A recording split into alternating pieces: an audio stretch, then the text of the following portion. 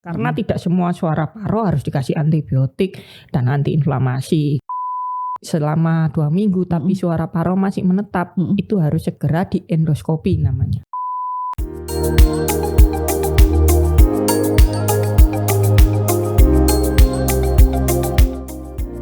Halo, selamat pagi. Senang banget ketemu lagi di Ngopi atau Ngobrol Pagi bersama Rumah Sakit Premier. Bersama saya Olpi. Aduh, sekarang tuh sebel banget karena perubahan cuaca ya. Dan kadang-kadang tuh bikin suara saya jadi parau. Padahal pekerjaan saya adalah yang menggunakan suara.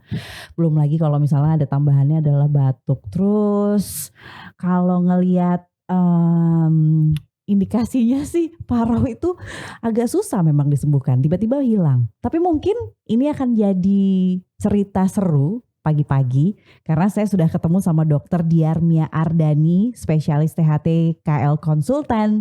Ini karena pagi-pagi ngomongnya. Selamat pagi Dr. Mia. Sempak Mbak. Semangat pagi. Ngomongnya udah sempak duluan ya kan. Saya mau dengan Dr. Mia 10 episode saya udah bilang. Dok, Siap. saya tuh kemarin tuh suaranya parau dok. Terus minum obat apapun langsung hilang suaranya. Terus gak bisa kerja. Tapi mungkin dokter bisa cerita dulu. Suara parau ini kenapa sih? Apakah ini gara-gara si virus? Apakah ini gara-gara perubahan cuaca? Karena sekarang kan katanya summer, ternyata rainy season. Dokter Mia cerita dulu. Oke, sunrise. Summer rain, sunrise. Saya pikir itu tadi minyak goreng bukannya. Ya, jadi suara parau atau yang lebih dikenal orang-orang itu, dok suara saya serak. Ya, sebetulnya itu deskripsinya parau itu banyak. Kalau di bidang THT. Jadi suara parau itu adalah suara yang keluar dari vokal kita yang tidak seperti biasa. Ya, kan bukan vokalis dong. Ya, vokal itu bunyi yang dihasilkan dari pita suara kita yang untuk berbicara. Jadi kalau sebetulnya bunyi asli suara itu seperti mendengung, tetapi setelah melewati lidah, melewati mulut, melewati gigi, melewati hidung, dan kita mengucap dan kita ada apa namanya menggunakan otak, nah, keluarlah suara percakapan itu. Nah, itu yang dimaksudkan dengan vokal. Sempurna ya. Ya, itu untuk berbicara. Dan ada nada frekuensi, ya kan, amplitudo. Jadi keras lemah, tinggi rendah. Nada kita, misalnya. Dan juga warna suara itu kan berbeda-beda. Jadi deskripsi suara parau itu adalah apabila suara yang kita keluarkan sehari-hari berubah dari kebiasaan sebenarnya. Ya, ada yang binder, ada yang tiba-tiba serak. Deskripsinya gitu, bisa suaranya hilang, berbisik gitu, atau berbisik gitu, atau serak gitu, ya. Dan itu memaksa atau tercekik. Nah, itu ada macam-macam ya dok ya? Iya, itu termasuk suara parau. Oh, saya pikir suara parau itu ya karena mau hilang-hilang gitu. Iya, itu ada yang suara hilang. Jadi deskripsi range-nya itu banyak. Dan itu bisa diukur. Misalnya suara paraunya Mbak sama suara parau saya, deskripsinya bisa berbeda. Berbeda derajat keparahan. Menurut saya, kalau saya seperti Mbak, saya masih belum parah. Tapi kalau Mbak sedikit aja karena profesi, MC, pembawa acara itu pasti sudah berpengaruh. Oh, berpengaruh dok, karena effort kan. Ya, dan itu bisa diukur itu secara objektif dengan ada pertanyaan-pertanyaan. Nah dok, biasanya kenapa kalau suara parau dipaksa tambah hilang, ya. Bukan tambah baik. Tidak, ya dipaksa keluar ya. Jadi kalau seperti MC, seperti pembawa acara itu pita suara yang mengeluarkan suara itu adalah pita suara. Pita suara itu terletak di laring. Leher ya dok ya? Nah, di leher, di leher bagian dalam. Di leher itu ada 2 jalan, jalan nafas sama jalan makan. Jalan nafas itu terdapat pita suara. Nah, pita suara itu karena masalah infeksi atau non infeksi. Infeksi itu seperti kena virus, bakteri, jadi peradangan. Kalau orang bilang itu radang tenggorok dok. Nah, yang bengkak. Ya, yang bengkak, merah, perih, panas gitu. Itu yang kayak mau pilek-pilek gitu kan dok ya? Betul. Influenza termasuk di situ. Nah, itu sebab infeksi sebab suara parau karena infeksi. Sebab yang lain apa? Bisa juga karena trauma. Misalnya orang trauma itu gini, habis operasi gondok, pita suaranya tidak sengaja terpotong. Jadi satu sisi pita suaranya tidak bergerak sehingga tidak bisa mendekat. Tapi itu bisa keluar lagi, Dok? Bisa, tapi dengan terapi tertentu ya. Itu bisa trauma. Atau misalnya orang kecelakaan kena lehernya bengkak, pahro kan juga suaranya. Pasti ya. Terganggu ya, Dok ya? Iya. Terus ini yang sebab trauma. Sebab juga lain adalah kelainan ini dari bawaan. Oh, itu ada juga ya, Dok? Ada juga kelainan kongenital pita suaranya pada anak-anak misalnya lemah, tulang rangkanya masih lemah. Jadi dia juga nggak keluar suaranya. Terus kemudian sebab lain misalnya neuromuskuler. Neuromuskuler itu memang sarafnya lumpuh. Sebab sarafnya lumpuh macam-macam. Bisa karena penyakit metabolik seperti dia gagal ginjal, pita suaranya bisa ada tumor tiroid. Nah, tiroid di situ dia bisa menekan sarafnya. Jadi penyebab saraf. Dan seperti keganasan di pita suara. Ini yang harus kita waspadai juga. Apa itu, gejalanya suara paro. Keganasan pita suara itu tumor laring. Sekarang ini ada ya? Banyak. Dulu kan nggak ada, Dok. Karena kita tidak aware, karena orang Indonesia kan yang profesinya kan ya itu tadi derajat suara paro kan untuk dibagi 4. Yang profesional seperti mbaknya ini. Oh, ini kayak kasusnya penyanyi Adele. Ya itu kan profesional. Dia suara paro 1 hari 2 hari aja udah bingung. Tapi kalau untuk orang petani nggak bingung. Ya, santai. Di depan rumah nyari obat. Pelajar juga nggak bingung ya.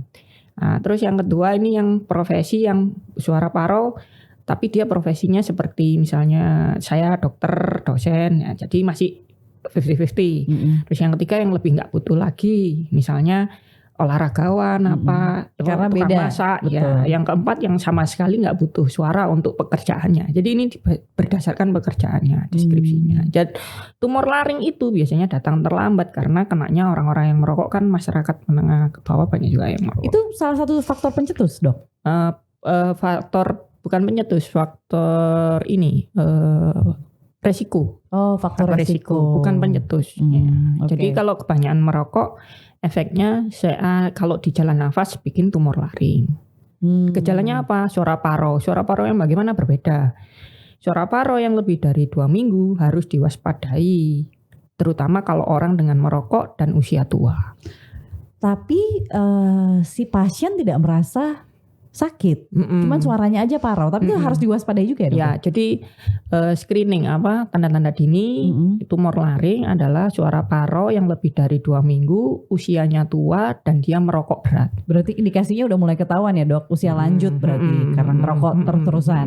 Nah, yang selama ini Dokter Mia hadapin ada nggak yang sekarang tuh kan penyakit itu kena kemana-mana ya, Dok? Usia muda bisa, kemudian yang usia produktif juga bisa. Nah, yang sejauh ini Dokter Mia? Yang ini suara paro yang kita kadang kelewatan itu dia punya ini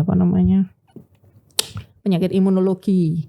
Misalnya seperti miastenia gravis. Apa tuh, Dok? Ini judulnya imun ya? Iya, gangguan imun. Oke. Miastenia gravis, terus Guillain-Barré syndrome. Yang artinya, Dok? Itu namanya orang sindrom. Miastenia gravis itu kelemahan otot sehingga otot pita suaranya juga lemah.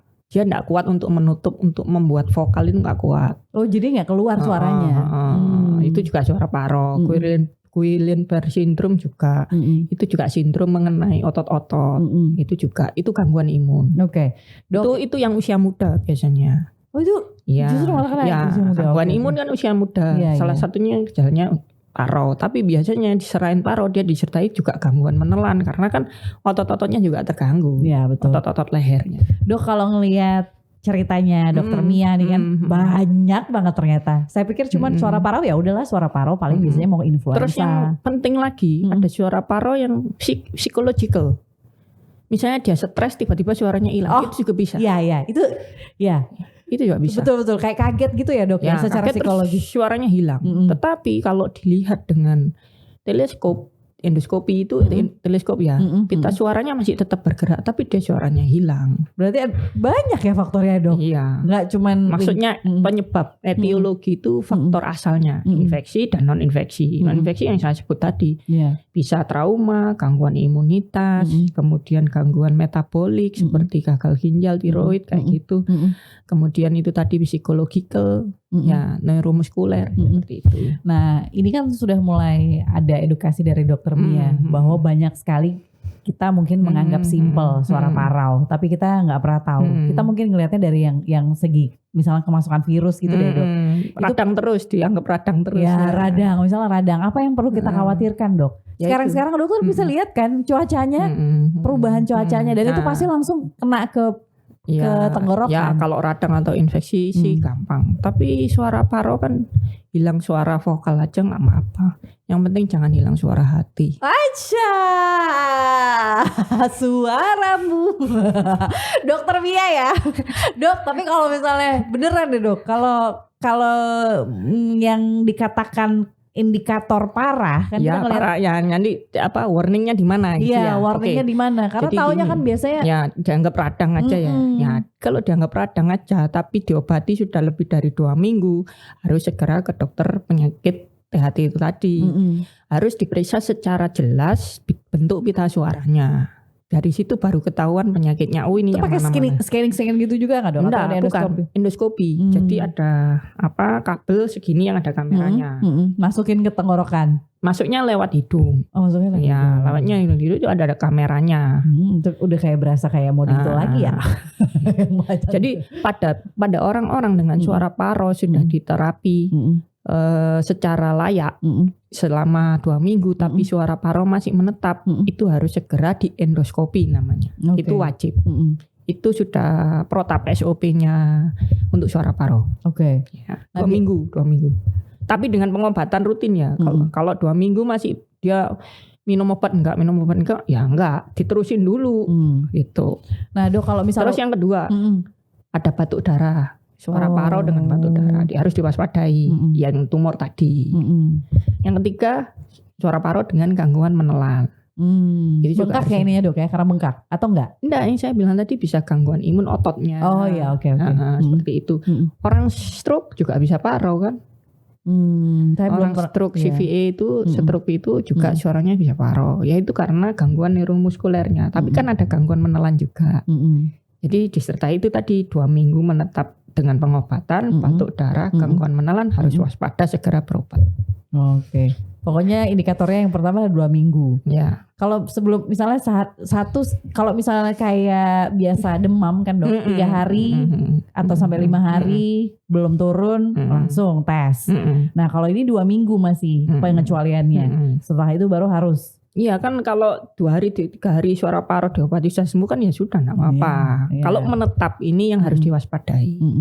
Nah dok, cerita dong kalau yang di rumah sakit Premier alat-alatnya mungkin. Ya endoskopinya ready. Jadi kalau ada suara paro menetap dengan yang saya sebutkan tadi itu kita sudah siap untuk mencari etiologinya. Kalau tahu etiologinya, tahu penanganannya yang tepat bagaimana. Karena tidak semua suara paro harus dikasih antibiotik dan antiinflamasi. Kalau sebabnya gangguan imun ya kita konsulkan ke penyakit dalam. Kalau sebabnya kelainan saraf karena dia stroke, kita konsulkan ke spesialis saraf. Sementara kita juga mengobati untuk terapi suaranya. Terapi suaranya ke rehab medik. Kita juga ngobati. Kita menemukan etiologinya dengan endoskopi. Ini yang penting ya dok ya.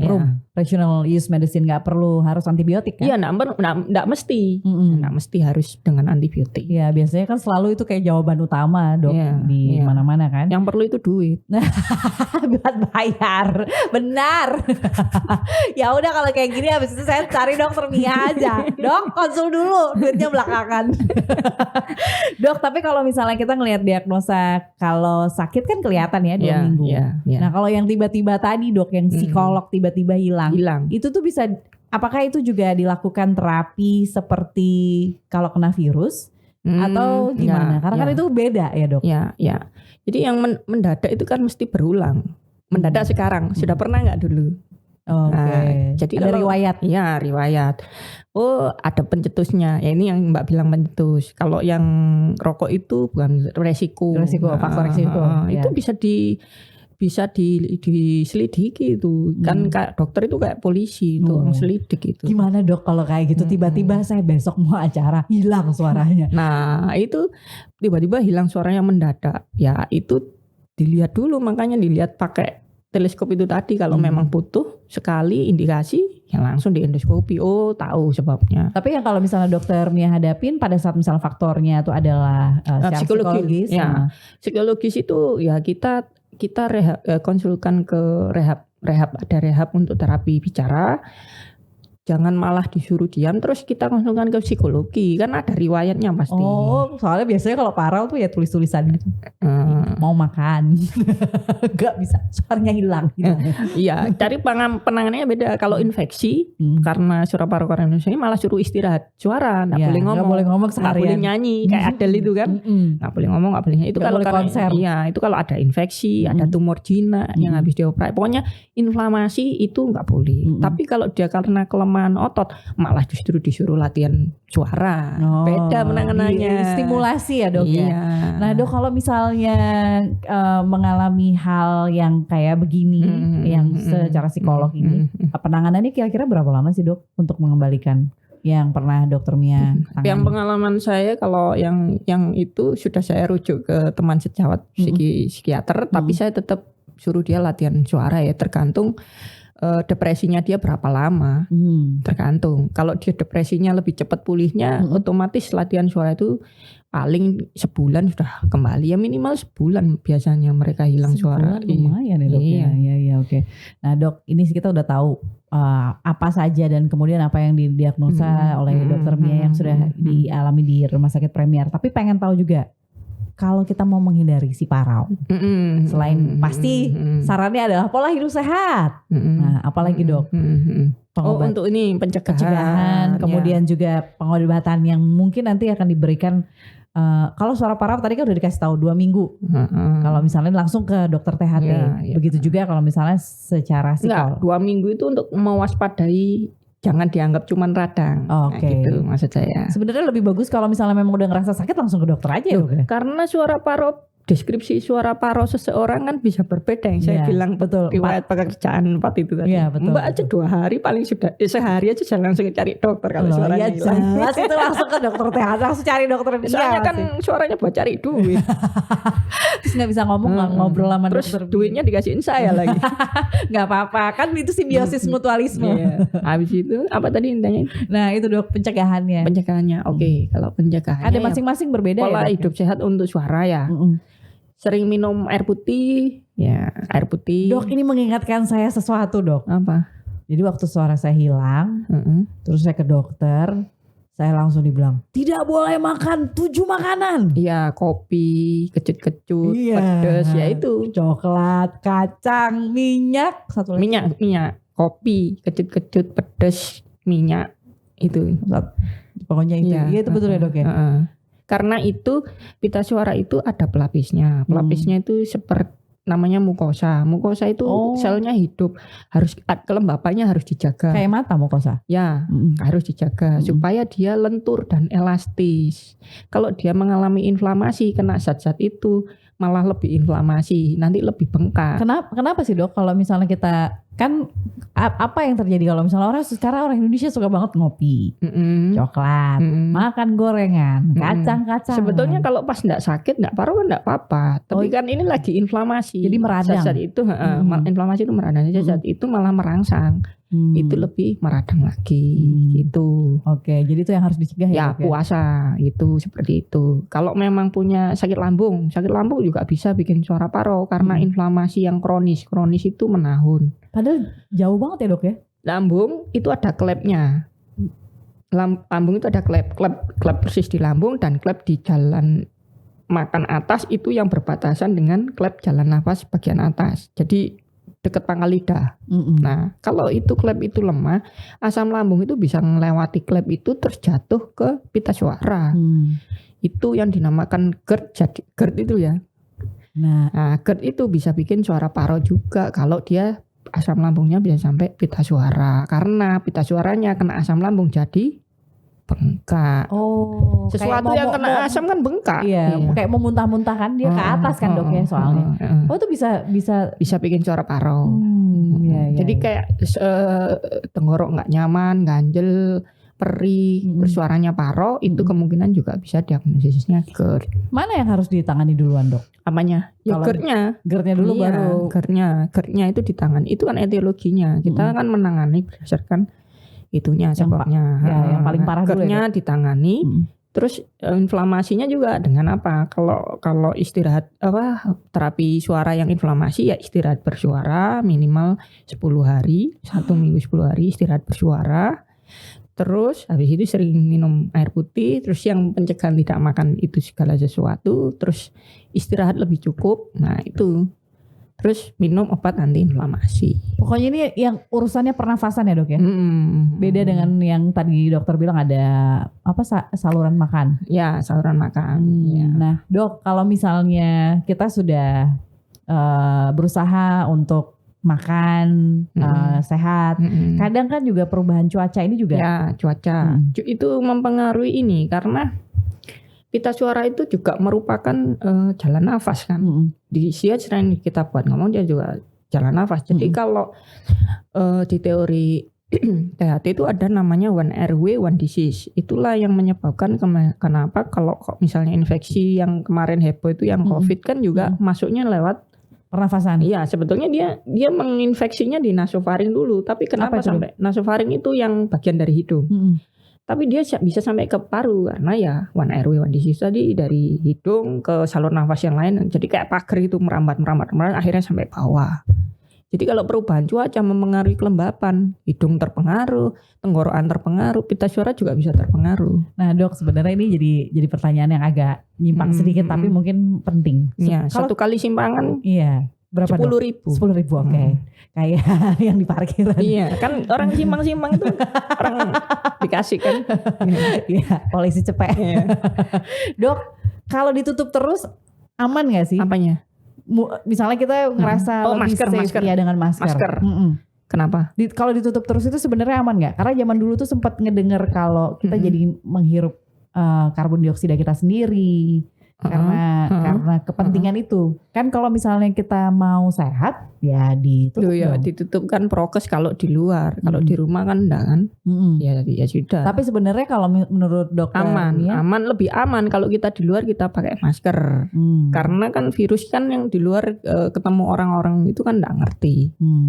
Tapi kalau di rumah ya dilepas. Enggak ada masalah kecuali di luar ya dok. Nah tapi yang terlalu lama gitu apa ada efeknya untuk pernafasan? Terlalu lama. Kan kadang-kadang kita bisa seharian. Ya biasanya sih yang saya rasakan sendiri kan pening. Bukan pening sesek gitu ya. Ya itu kita perlu nyari tempat sepi, kita buka sebentar, cari nafas balik lagi. Itu yang terjadi sama dokternya kemarin. Pengalaman itu. Tapi kalau sudah di meja operasi ya enggak bisa. Ya udah enggak ingat. Iya. Sudah enggak ingat ya. Nah, itu dok kadang-kadang yang perlu diwaspadain tentang suara parau ya, dok. Nah, selain makanan, gaya hidup yang tadi seperti terus itu alkohol enggak boleh. Kenapa, dok? Iya, alkohol juga memberikan efek inflamasi. Kalau kita minum alkohol, kalau orang punya GERD langsung kambuh kan bisa GERD-nya. Kalau kita minum alkohol itu juga mempengaruhi kan ada kalau minum itu memberikan di efek inflamasi sehingga peradangan itu pas pada suara paro nggak boleh juga alkohol. Kalau nggak paro sedikit nggak apa-apa lah. Saya biasanya pakai alkohol buat itu kalau dok buat luka. Saya buat itu desinfeksi pasien operasi. Iya kan? Iya. Jadi alkoholnya bukan yang itu. Nah alkohol apalagi dok? Rokok, kopi, kecut pedas, bergetah, ya, coklat, ya, masuk juga dok kacang-kacangan. Sebetulnya coklat kacang-kacangan itu hubungannya sama alergi. Kalau coklat sama kacang-kacangan, minyak itu juga nggak boleh iritasi kan. Minyak goreng-goreng. Sebetulnya kalau minyak goreng yang berkali-kali yang kita beli di luar itu nggak bisa. Tapi kalau kita goreng sendiri, tahu itu sekali seduh ya istilahnya nggak apa-apa. Itu malah nggak apa-apa. Nggak apa-apa kan kita tahu ngorek enggak, yang bikin sakit kan yang itu karena digoreng berkali-kali. Betul. Warnanya juga udah bukan kuning lagi. Jangan-jangan ada rafianya juga. Dokter tahu ya. Bebek sayeki itu kan ada rafianya sehingga kriuk. Tapi kalau enggak makan itu enggak lulus jadi spesialis. Nah, kan karena enggak ada pengalamannya jadinya. Oke, Dok. Terus kalau misalnya kegiatan outdoor, olahraga segala macam gitu-gitu. Olahraga membantu terutama kalau ini apa? Diistirahatkan atau enggak? Enggak gini, kalau istirahat suara iya, tapi kalau ada latihan bersuara yang untuk yang kelainan neuromuskuler kan dia harus mengembangkan ini apa? Paru-parunya. Itu olahraganya tujuannya untuk itu dan melemaskan otot-otot leher. Berarti boleh ya Dok kalau olahraga asal tidak terlalu berat. Sarannya apa Dok? Nanti olahraganya kan tertentu.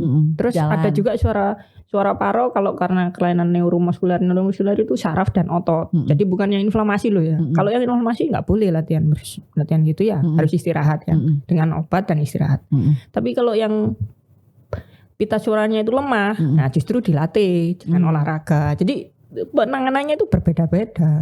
Jangan disamaratain. Enggak sama ya. Iya. Padahal kalau maksudnya yang tahu siapa? Dokter Mia. Nanti periksa ke sini ya. Pasti dong. Karena Dokter Mia udah langsung ngejawab ini itu beda, inilah itu beda. Apalagi disebutin tadi 4 pekerjaan. Nah, itu udah beda pasti. Iya. Olahraga masih boleh dengan catatan ya Dok. Kan jenisnya yang kelainan itu tadi. Tapi kalau parau, sakit karena virus, lebih baik istirahat. Inflamasi yang bengkak-bengkak itu istirahat suara. Terus, minum air putih banyak dengan obat-obatan. Tapi istirahat yang cukup. Olahraga apa ya? Olahraga gini aja. Nah itu mah olahraga jempol Dok. Kalau saya olahraga mulut. Tapi boleh gak Dok? Misalnya kayak jalan. Boleh, jalan biasa, gak apa-apa. Oh masih gak apa-apa. Jangan yang berat-berat ya Dok. Yang renang itu bahayanya kalau gak bisa renang kaporitnya kemino ya bikin bengkak. Ya, jangan yang beresiko lah. Olahraga jalan santai. Ya, ngitung duit. Gitu Wah, Dokter Mia. Abis ini saya langsung absen nomor 1 deh ya. Nomor berapa kamarnya di sebelah mana saya mau tahu.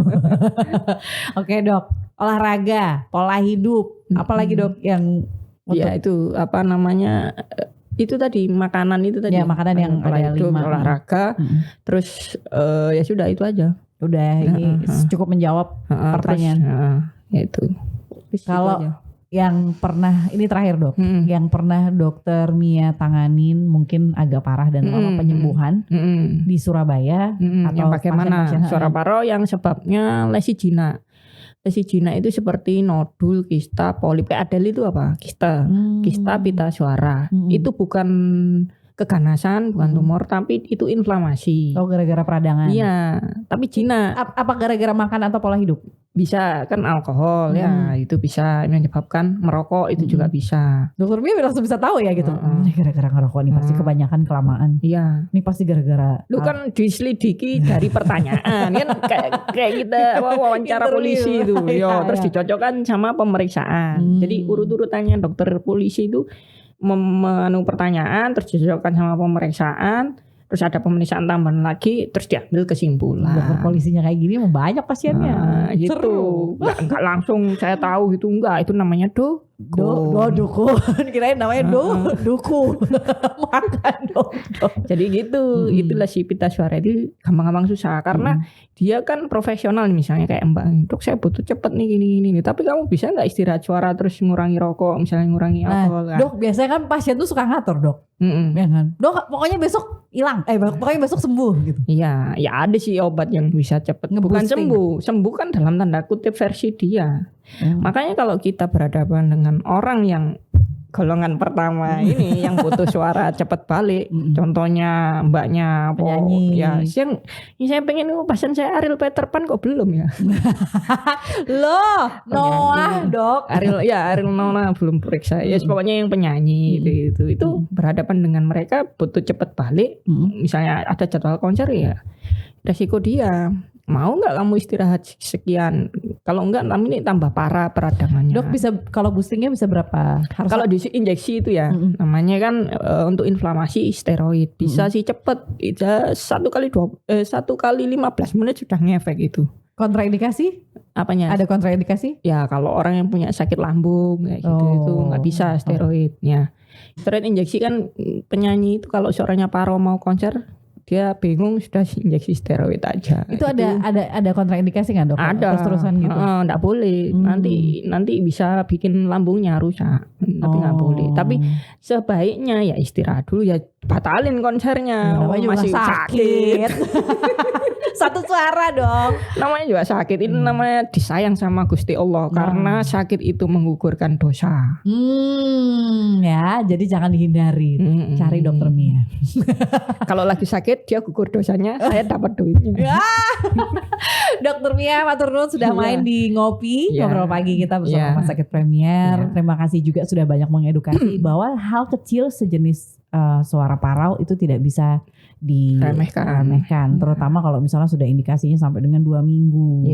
Kemudian batuk darah. Betul, batuk darah. Kemudian gangguan menelan juga.